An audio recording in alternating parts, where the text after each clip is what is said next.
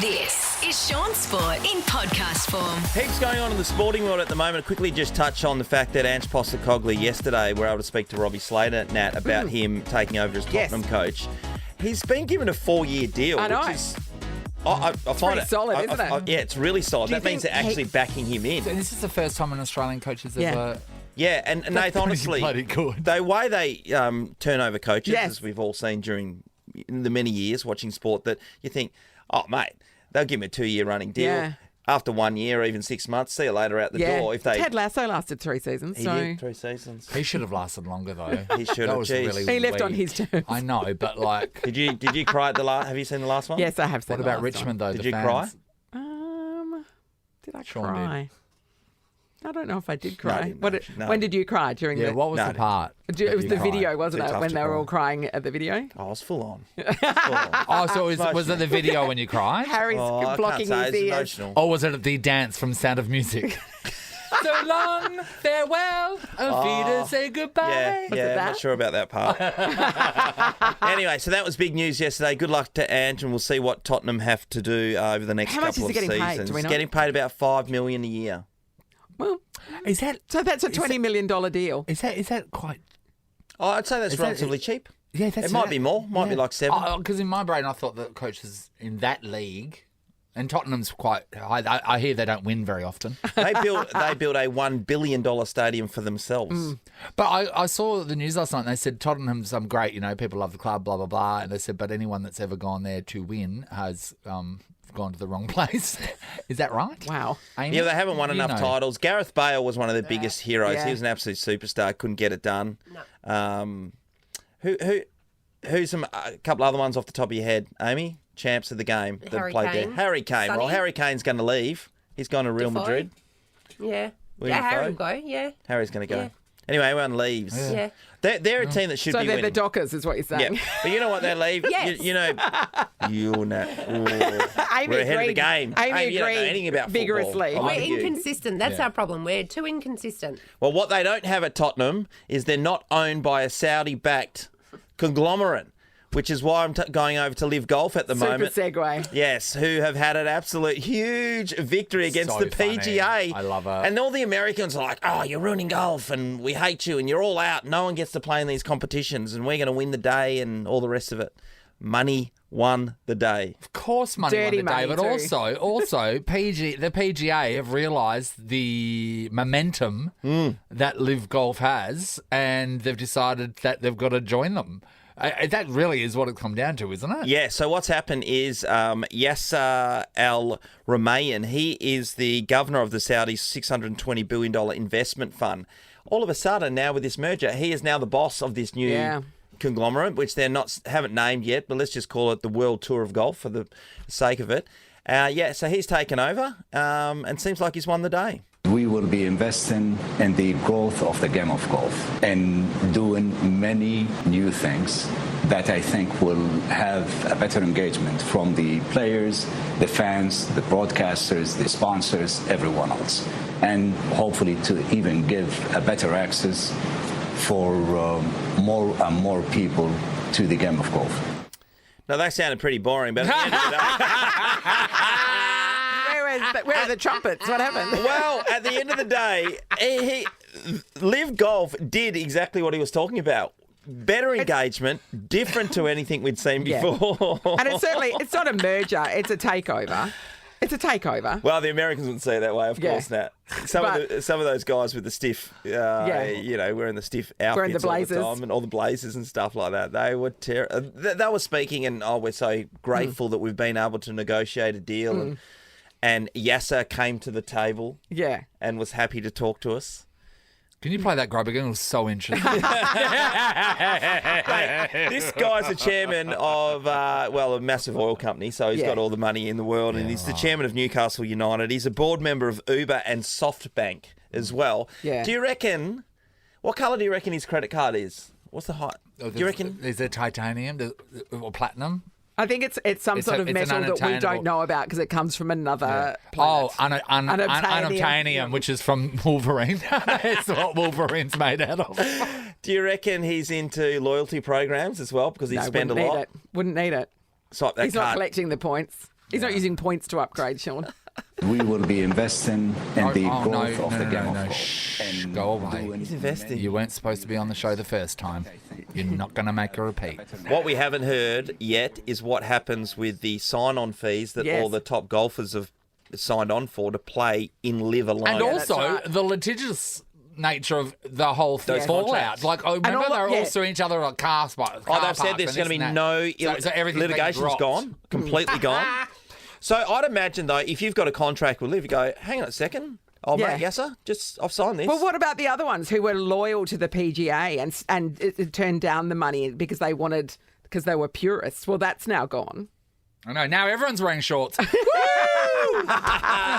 What if, More you to come on this. what if you didn't sign on to LIV because you don't have the knees for shorts? Yeah, Then oh, what? well. Then Oh, what? each to their own. You can still wear pants, but it's a long battle to play out. It's very interesting. A nice capri, Natalie.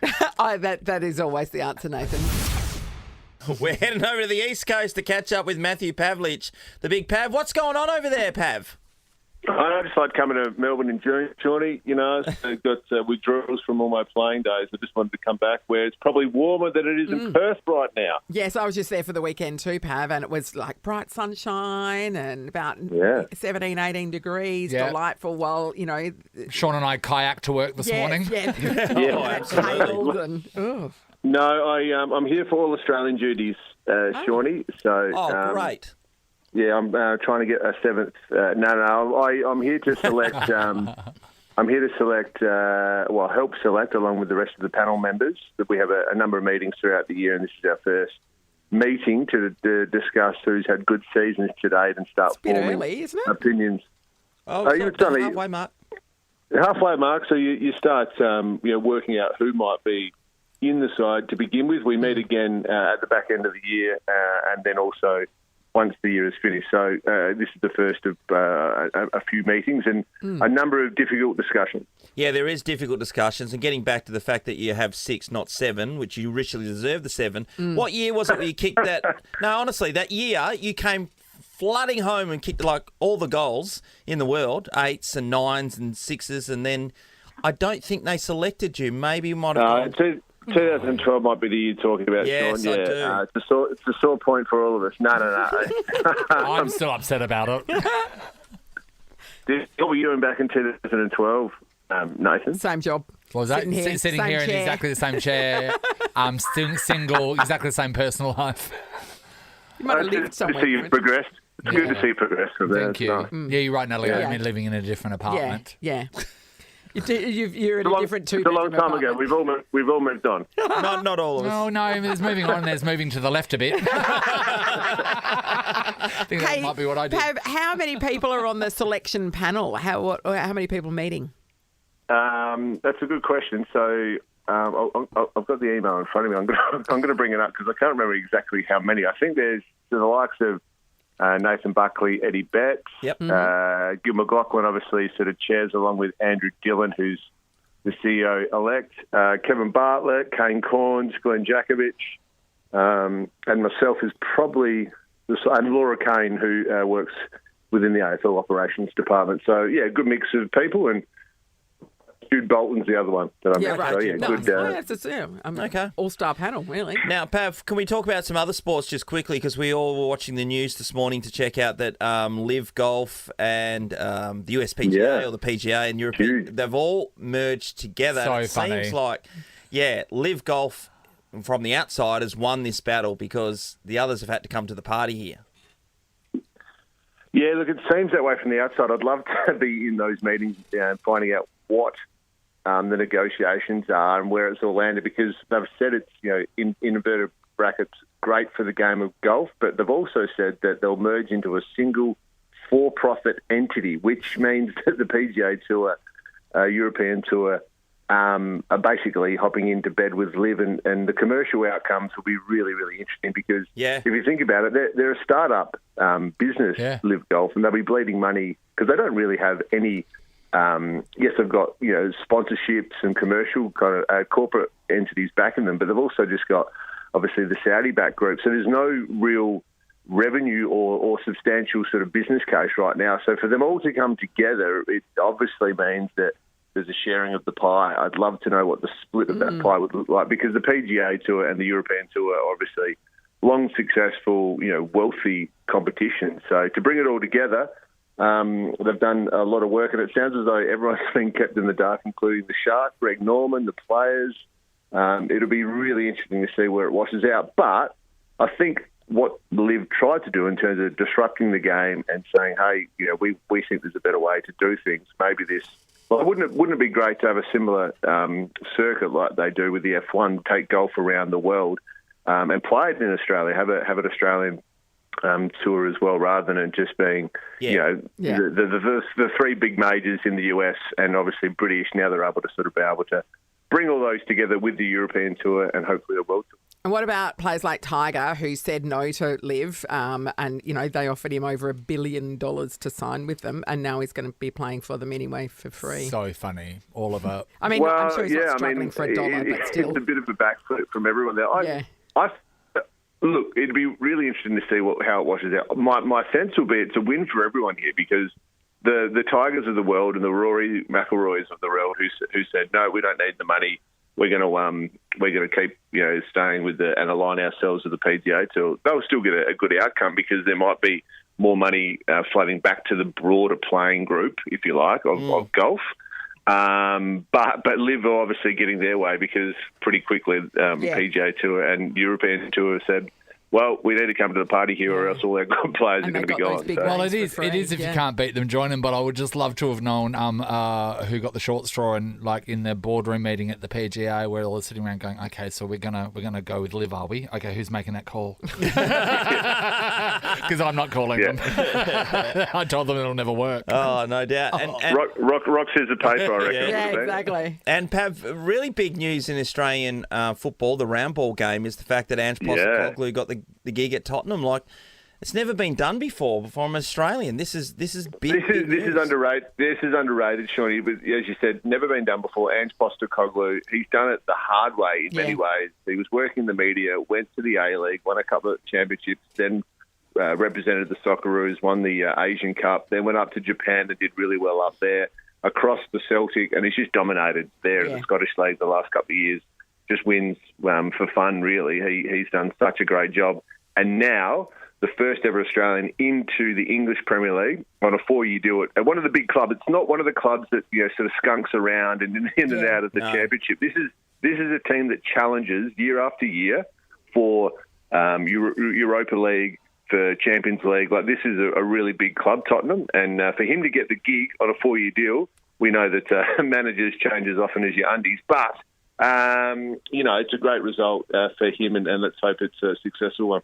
Yeah, fingers crossed. I mean, historically, he's got the runs on the board and that he can turn things around. When he went to Celtic, it was a very unpopular choice. The fans didn't want him there. No, no one wanted him there because he's Australian. Certainly got them on side pretty quick. Yeah. Well, winning solves everything. We know that. But I think you're right, Nat. It's his attitude. He sort of changes the culture. He's got that Australian way about him, about going in and making everyone equal. And, some of these superstars of the round ball game get paid astronomical money, and they've got great egos as well. But I think he just goes in and treats everyone exactly the same. It's the same set of rules for everyone, regardless of how much money you earn or how good you are. And there's a certain standard, and he's making that in the English Premier League now with Tottenham. It's a huge win for Ange and for Australian soccer. Really, everyone should be treated equal, but there's some people that aren't being treated equal that are not like this. No. No, I'm special. I've got cars that got uppity doors. Yeah. No, this is a good point. The Ross Lyons quote was always, we don't treat everyone equal, but we treat people fairly. Oh, interesting. So, some people aren't equal. The best players in the world probably do get a special treatment, but at the same time, we're going to treat everyone fairly within the same rules and values and behaviours that we set. So I know, Nathan, you're not treated the same in there as compared to Nat and Shaun. No, you're treated differently. I'm treated very badly. Pav, what about Pav? Pav, you brought it up, but what about one of the first times Ross came in and decided to, show everyone that he treats people equally fairly. When he gave you an absolute rocket one day? Yeah, half-time of the Gold Coast game when it was wet and slippery and humid up there. I came in at half-time and And as I would sort of, change your jumper because you're just absolutely saturated or whatever. And I was, toweling down and changing my kit basically at half time, getting some physio work, and then went in there at half time and he was looking around. He wasn't happy. We were down at half time, and he went. Let's start straight at the top and have a look at our captain. He looks pristine, not a beat of sweat on him. Because you changed your jumper. No. Oh, how embarrassing! Did you have your personal security tackle him to the ground? No, I just looked at him, and because he had that look in his eye, I'm like, well, I just have to cop this. Like, there's no way. I have a dirty one here. Probably getting a wash and a blow dry was taking it too far, though, Pav, to be honest. Yeah, I know. A little powder at half time. Yeah, that's right. Good on you, Pav. Really appreciate you joining us yet again. Enjoy your time in Melbourne, mate. Thanks, guys. Good to chat. See you, mate. Shaun Sport is a Nova podcast. For more great comedy shows like this, head to novapodcast.com.au.